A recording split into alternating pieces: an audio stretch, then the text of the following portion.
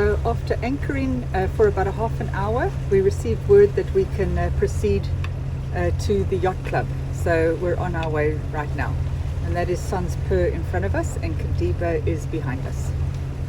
So we've worked our way down the shipping lane, and this is the entrance to the start of the canal. To the side here there's looks like residential buildings, and as I pan round there's a dry dock, and then in the distance it looks like the rest of the town. High-rise buildings, looks like it's quite densely populated.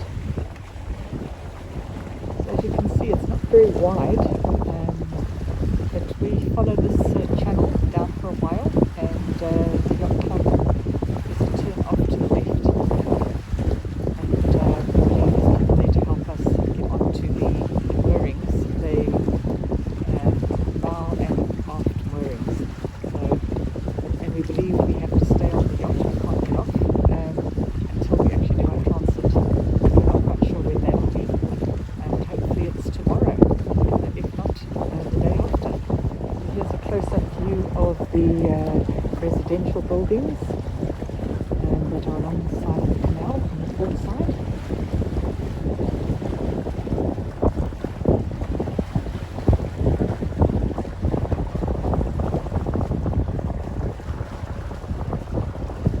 As you can see, there's not a lot on the starboard side. It's just sand, basically. There's like a few tents in the distance there. Basically sand.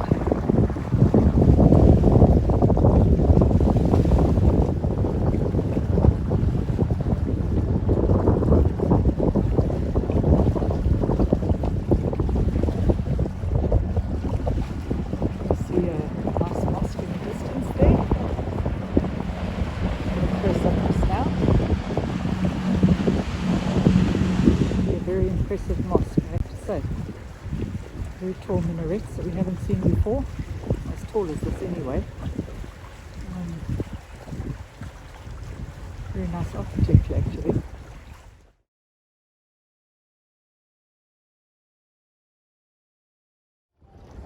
So this is the Port Suez Yacht Club ahead of us. You can see Sans Per just making his way in. We're going to have to give him some time to get him tied up because there's not a lot of space. And from here we will clear in and out of Egypt, and we'll get our yacht measured for the transit, pay our money, and get our date to move on. We've made it at last.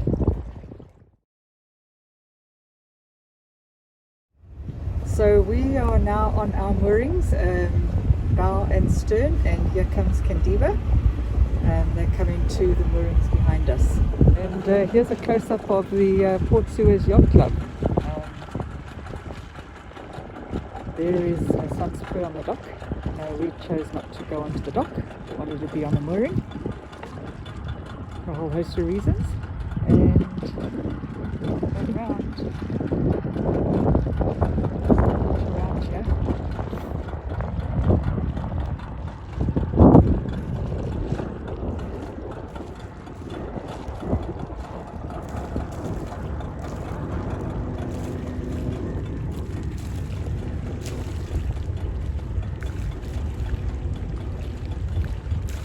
And there's Kandiba now, coming into the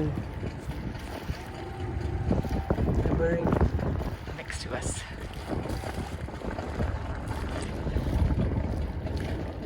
So we're moored at the Port Suez Yacht Club. To give you some idea of how narrow this canal actually is and how close these ships are to the shoreline, here's one on its way down now.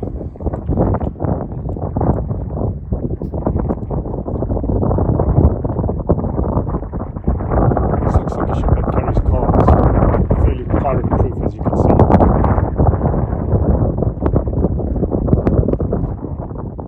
We were actually amazed to see how slowly these cargo ships appear to be moving, but once we were in the canal they're actually doing at least 10 knots, but it doesn't look like it here. And here you can see just how large these cargo ships are, because they actually dwarf the buildings that are alongside the canal. And the length of this one just goes on and on and on.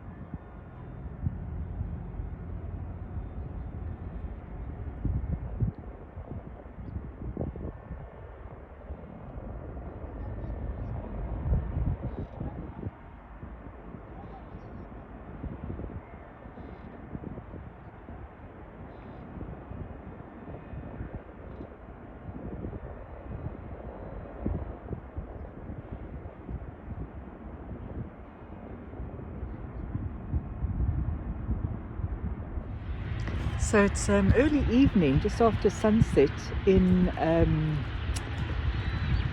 Port Suez. We're in the Port Suez Yacht Club, and hopefully you can hear the noise of these millions of birds that are here.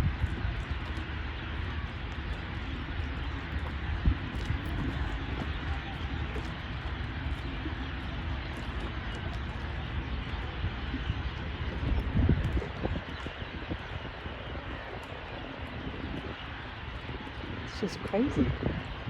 And earlier we saw one of the trees which is full of white birds. This evening it's all blackbirds. There's just hundreds of them. I don't know where they're coming from. So this is the first cruise ship we've seen coming through. And today is Saturday the 26th of March. We believe we transit tomorrow. That's the arrangements right now, unless a warship decides to come through, in which case we have to wait another day. But hopefully that doesn't happen and we can get out of here. It's not a very big cruise ship, but it's certainly the first one we've seen coming through the canal, and certainly the first one we've seen in a few years since the pandemic started. Of course, we were delighted to have fresh produce delivered and to sample some of the local cuisine as well. Egyptian bread, Egyptian rusks, which are served with tea, and delicious shish kebabs, which we had for dinner. This was the little old man who delivered our produce. He kept calling Elaine his sweetheart and told her how much he loved her. It was actually quite funny, quite sweet. In this next photograph, Elaine asked him, did he love Roy as well? And this was our agent, Prince of the Sea, who was very efficient and extremely kind, bringing us these delicious pastries to enjoy. Kandiba also sent over this delicious Turkish chicken soup and cake as a thank you for shadowing them from Al Tor, while these dates were a gift from the little old man to thank us for our hospitality. He enjoyed coffee with us just about every morning. I hope to see you again. Yes, definitely. Thank you very, very much. Okay, I hope you are happy from my service. Yes, absolutely. It's been brilliant. And please recommend me to the other yachts coming up. Absolutely, we will do that. Suez Canal transit is good. Yes, definitely. Immigration, everything is fine. Everything has been fine. Prince of the Red Sea, we'll hope to see you again in the Suez Canal. Yes, definitely. Thank you very much. Thank you very much. Thank you. Today is Sunday, the 27th of March. The pilots are being dropped off on the various yachts, and the lines are being undone. There are 5 boats transiting, 5 yachts transiting with us this morning. And if I pan around, there's Windhog in the distance. They are just heading towards the exit of the marina to join the merge with the traffic. And that's La Maria. They're heading out as well. And there is Kandiba. They're just having their lines released now. And here we are all ready to transit the Suez Canal. Something we never thought we would be doing on this circumnavigation. But hey ho. Anything to say, Mr. Roy? Hey ho. And so we are underway as well, transiting the canal. This is a big cargo ship that we're merging with. And as I pan round, you'll see it's early morning. We've been up since sunrise. And let's just move forward here.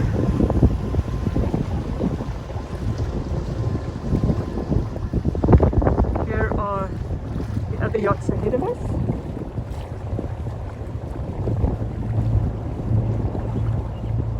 Oh, we're underway. Woohoo! Transiting the Suez Canal. Watching, and our pilot, he's going to steer for us today.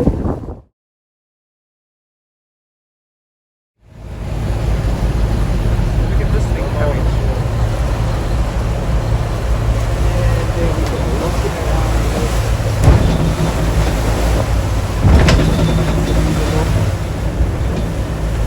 It's slow down, now it slows down.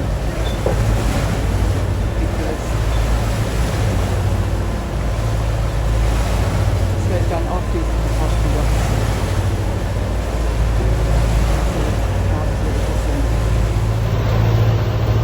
So I don't think he's ever been this close to a cargo ship, even at anchor, and he's definitely going to overtake us.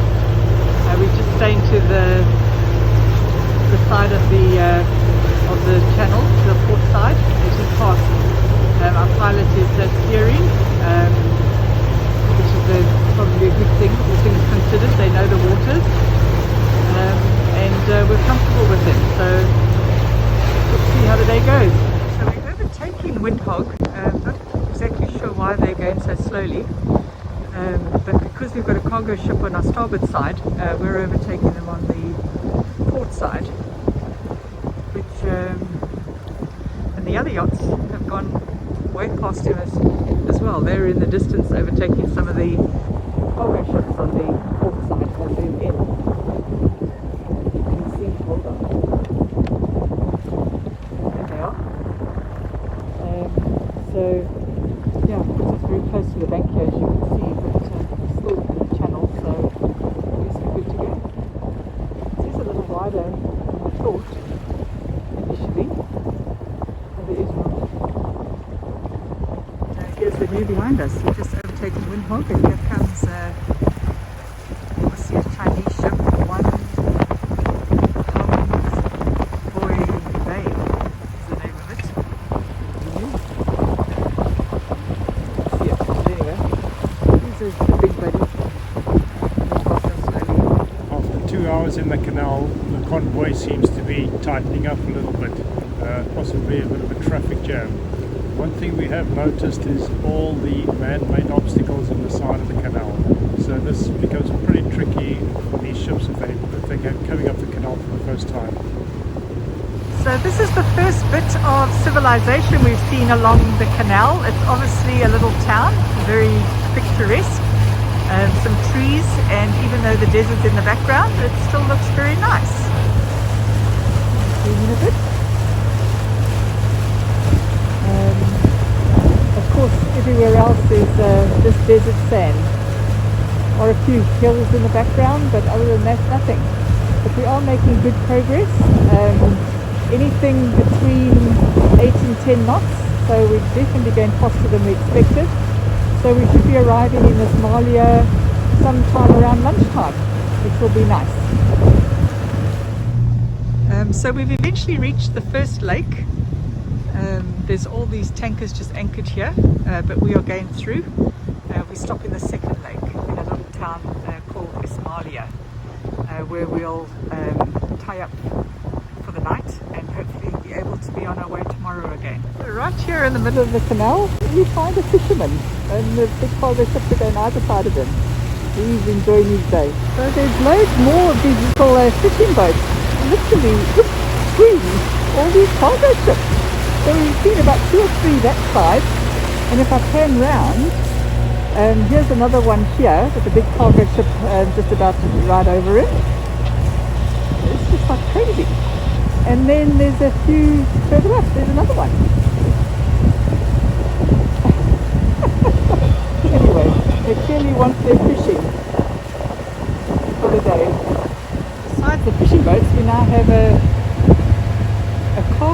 going from one side of the canal to the other.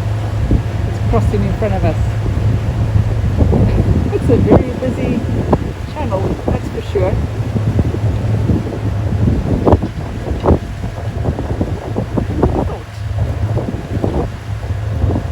I guess they had to do something rather than build bridges.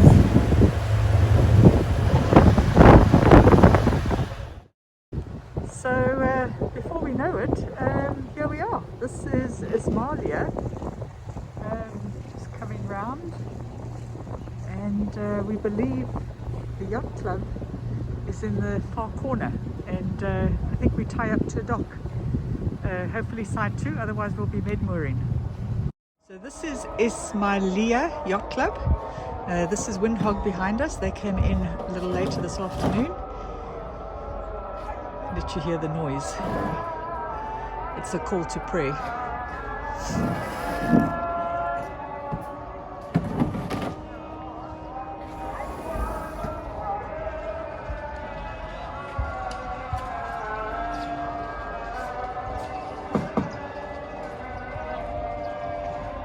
As I come round, let's get the other yachts. So there's Candiba, and in front of them is La Maria, and in front of them is Hassan's Pur. So Roy had just gone to get us a pizza, but it's closed for the moment. It'll be open in about 15 minutes. This was another lovely surprise, lunch sent over from Candiba. They were certainly keeping us well fed. And we also had the opportunity to see this lovely bridal couple who'd come down to the marina to have their photographs taken.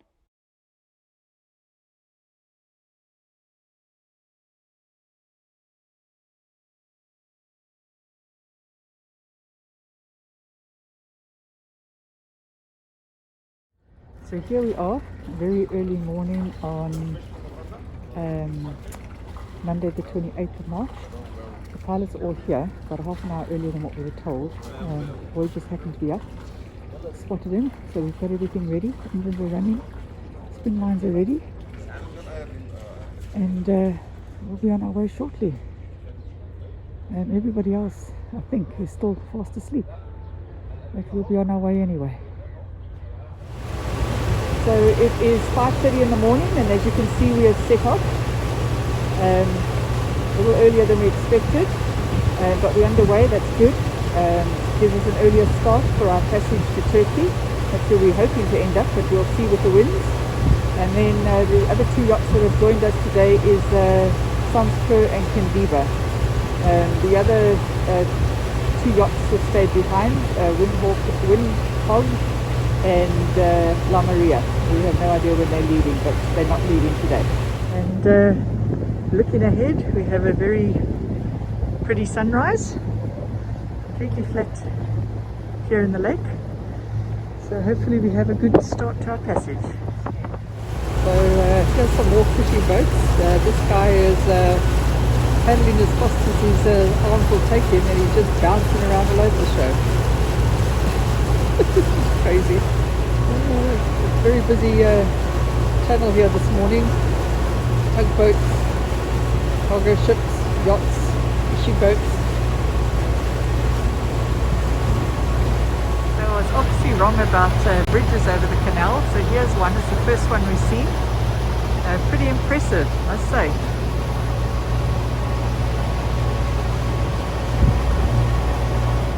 And so it's around about noon, and we are exiting the Suez Canal. The pilot has been collected, and we will be on our way into the Med. Today is Tuesday the 29th of March. We exited the Suez Canal yesterday around about noon, and spent most of the afternoon getting out of the shipping channel, and after that we were able to set course for Turkey. Everything was going fine last night. We had lumpy seas, but we were making really good progress, anything from 7 to 8.5 knots. And today, this morning, we woke to a very overcast, miserable looking day. definitely flatter seas, lighter winds, and within an hour this is what we have. Roy had to wakey lane so we could drop the mainsail, and we are progressing on a slither of a headsail only. Huge waves. Our barbecue has taken a tumble. It's hanging on by the bungee. You can just stay like that. Our lifelines have all, life ring has all come undone, and it can just stay like that. Not going out to rescue it. Not in this weather anyway.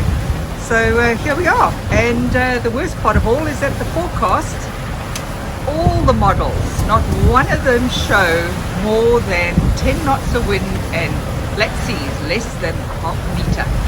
So what does that tell you about the forecasting? All around the world with these models, absolute disaster. I don't know why we can bother to look at them. Right, here's the weather forecast for today. The European model, which you'd assume would be the most accurate, considering we're in Europe. So 10:30 this morning, 10 knots, becoming 9.5, going back up to 10, dropping down to 9 knots at about 1800 this evening. So nothing stronger than 10 knots. After that remains single digits all the way up until tomorrow morning. Here's the GFS model. They show us having 9.5 knots at 10:30 this morning, getting up to 13 knots at 1300, which is almost now, and then dropping down to 6 knots by 1500 and remaining lower single digits. So anything from 2 to 4 to 7 knots for the next 2 days. So what we've actually had, the actuals, is as follows. At 0900 we had 11 knots, 1000 we had 10 knots, 1100 we had 15, by 1200 we were 25, by 1300 we were 30 knots. So somebody doesn't deserve to get a salary this month, and it's not me. You can see the max we had was 32 knots, and right now 20 knots. Double what the forecast is saying, and that's low because it goes up to about 25 as the waves come splashing over Pawpaw's bow. And with that, it's welcome to the Mediterranean. It's lovely weather here, and Roy just wants to go back to Thailand to his hot girls and cold beer. So here we are, 3 o'clock in the afternoon. It is 1300 UTC, the afternoon of Tuesday the 29th, and from Blow-in-a-Hoolie this morning, we are now motor sailing with the head sail. The wind's less than 10 knots, most of the time less than 5 knots, as you can see.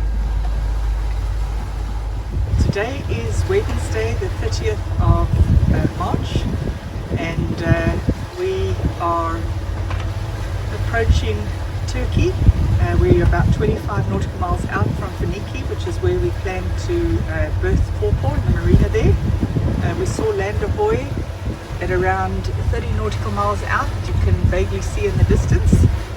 Unfortunately, our speed increased again. We had a very strong 2-knot current with us for most of the night. Against us, and it's now with us. So our ETA should be sometime mid-afternoon. And if you look at our average speed over ground for this passage, 6.5 knots, which is higher than our usual 6.2. So we've done well. We didn't want to spend another night at sea.